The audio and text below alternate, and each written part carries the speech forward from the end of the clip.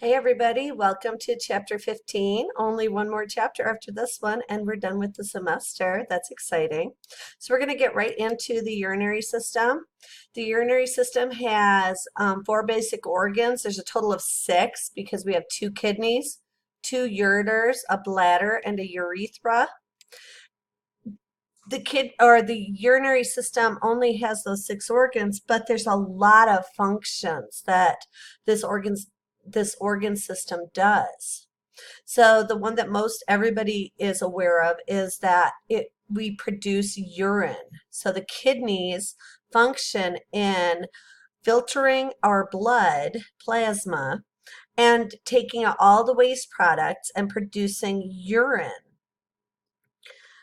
But the kidneys also function in producing renin when our blood pressure is too low.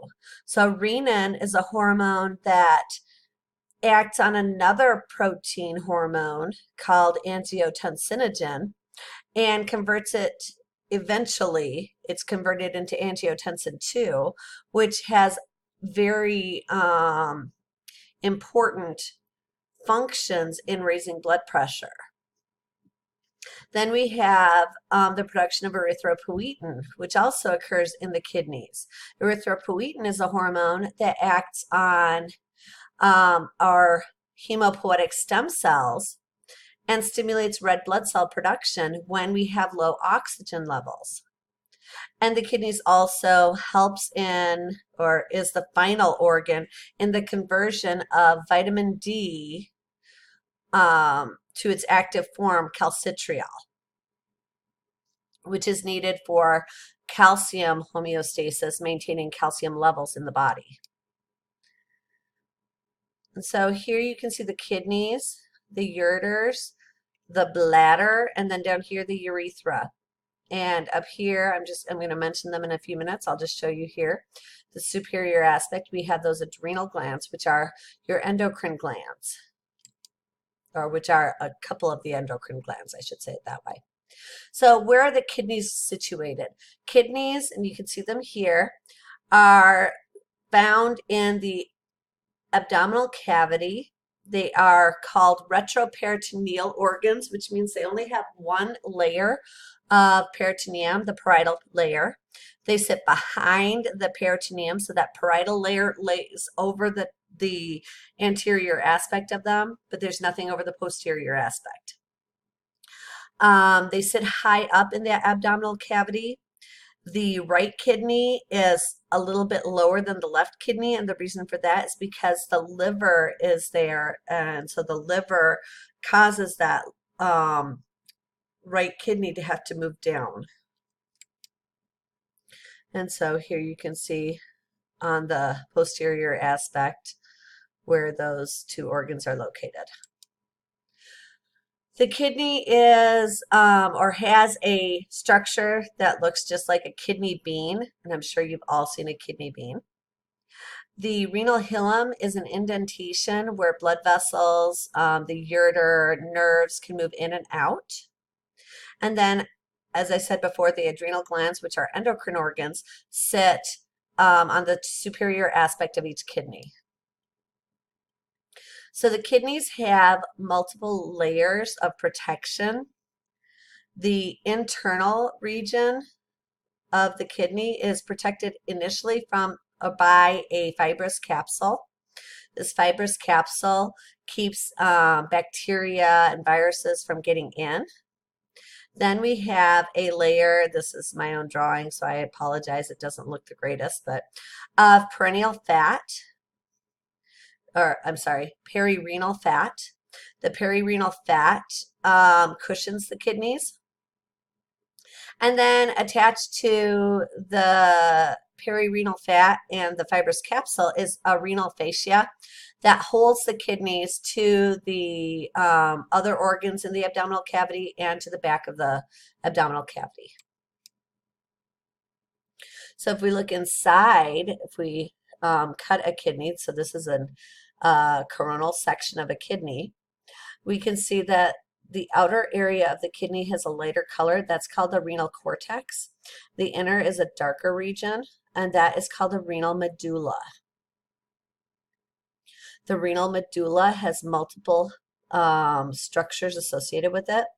We have these renal pyramids, and then we have renal columns that dip into their extensions of the renal cortex that dip in, that separate each or the medulla into little like lobules, basically. And then we have these tiny little minor calyxes and the major calyx.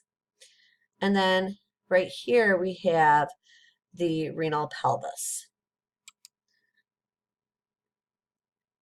And I just mentioned this, but the minor and major calyxes are like little drains that take the urine. So these lobules have structures called nephrons in them, and the nephrons are what produce the urine. And then that urine is going to eventually move into these minor calyxes, and then into the major calyx, and then eventually to that renal pelvis. The renal pelvis then will lead into the ureter, which I didn't mention before. And so again, here's that renal column, or I'm sorry, not renal column, renal lobe, okay? And so there's multiple lobes, and each of them has multiple nephrons that will produce the urine, will filter the blood plasma and produce the urine, okay? And this here is the renal hilum, where the blood vessels and nerves and ureter move in and out. So blood supply to the kidneys. At any given moment or during any given minute, approximately 1/4 of our blood is going to pass through our kidneys. So what basically that means is we're going to filter our blood multiple times a day. In fact, we produce close to 180 liters of filtrate every single day. And I don't know if you remember how much blood we have, but it's definitely not 180 liters. And so this is important because the majority of that fluid that is filtered out is going to be reabsorbed back into our blood. If it didn't get reabsorbed, then we would die really fast, right? So blood supply starts at the aorta. So the aorta leaves, is the first artery that leaves the heart.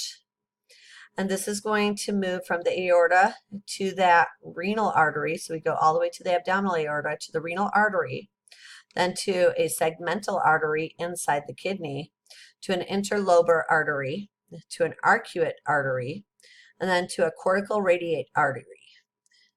This leads to an afferent arteriole, and then to an efferent arteriole. This will lead to the peritubular capillaries, the cortical radiate vein, you can see they have the same names, the arcuate vein, interlobar vein, renal vein, and inferior vena cava. So we have basically the exact same arteries and veins. We don't have a segmental vein,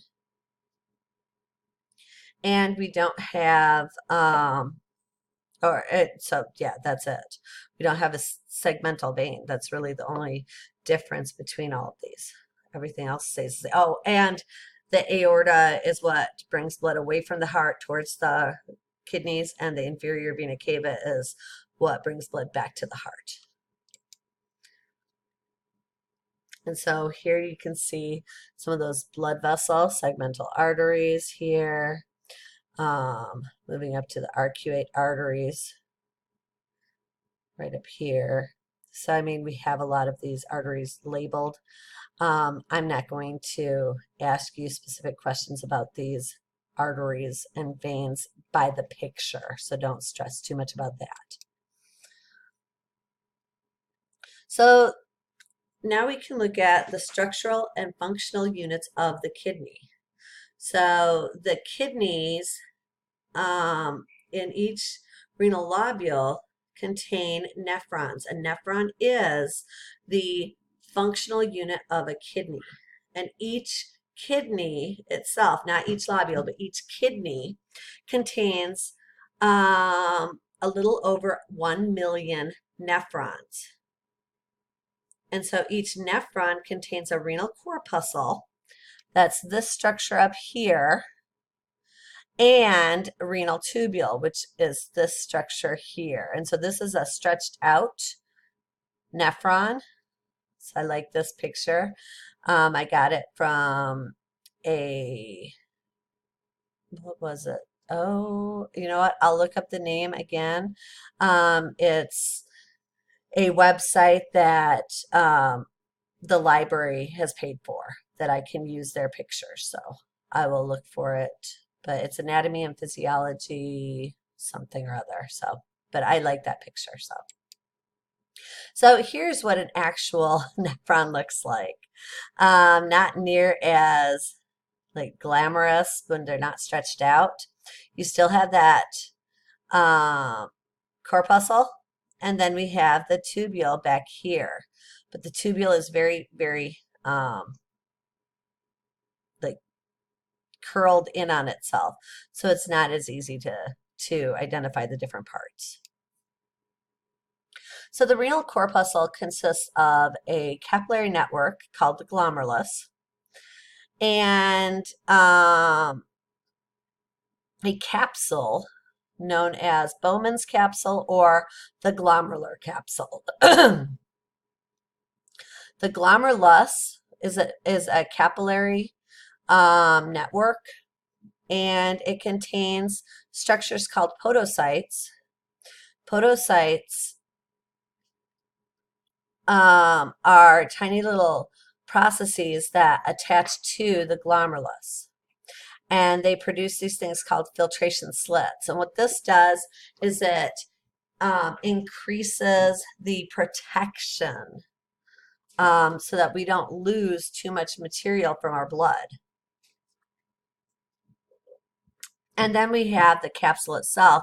The capsule, the inner capsule layer is actually what makes those podocytes. And so here you can see that renal capsule or glomerular capsule. These little structures here, those are the podocytes, and these little slits, those filtration slits, are made from the foot processes called pedicels. As they're moving outwards, you're making these little filtration slits, which decreases the amount of fluid that is going to be lost, the amount of materials that will be lost. And there's a actual microscopic image of the glomerular capsule. So there's those little foot processes. There's the podocyte. This is part of that glomerular capsule. And then we have the actual glomerulus. The capillaries are in here as well. Then we have the renal tubule. The renal tubule extends from the glomerular capsule and ends at the collecting ducts. So we have the initial region is called the proximal convoluted tubule. Then we have the nephron loop or loop of Henle, and then we have the distal convoluted tubule. And so let's see what that looks like. Here you see that proximal convoluted tubule, and then you have that long nephron loop. We have a descending and an ascending limb of that loop, and then we have the distal convoluted tubule, which leads to the collecting duct. And the collecting duct collects the end product of the filtration of the blood, and produces and sends that fluid, I should say, to the ureter to be released as urine. And so this is another figure of yours. Here you have that glomerular capsule, or Bozeman's capsule with the glomerulus here. You can see the podocytes making, protecting, I guess, those capillaries, surrounding those capillaries, keeping more material in. And then there's that capsular space where the fluid is filtered out. It moves out into this proximal convoluted tubule, moves around to the loop of Henle, up through the distal convoluted tubule, and then to the collecting duct. And so the one collecting duct will collect the urine from multiple nephrons. There are two different types of nephrons. We have cortical nephrons, which make up the majority of our nephrons. About 85% of all nephrons are cortical. And these are going to sit very high in the renal cortex. And then we have juxtamedullary nephrons, which are found at the corticomedullary junction. And so they sit right low near the end of the, or right next to the medulla, but the actual capsule is in the cortex. And so those make up about 15% of all of our nephrons. And I'm going to show you the difference on the next slide.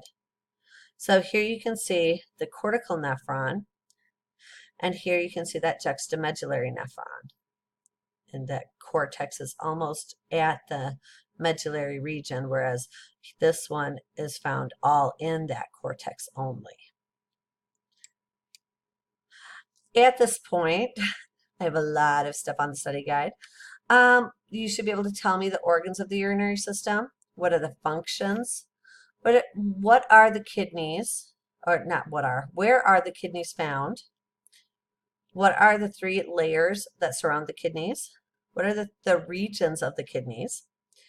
You should be able to describe blood flow. What is the functional unit of a kidney? What are the two distinct parts of the nephron? What are the two types of nephron? What is the function of Bowman's capsule? And what is the function of the renal tubule? And what are the different parts of the renal tubule? So I'm going to stop here, and then we'll get our next video started. Bye.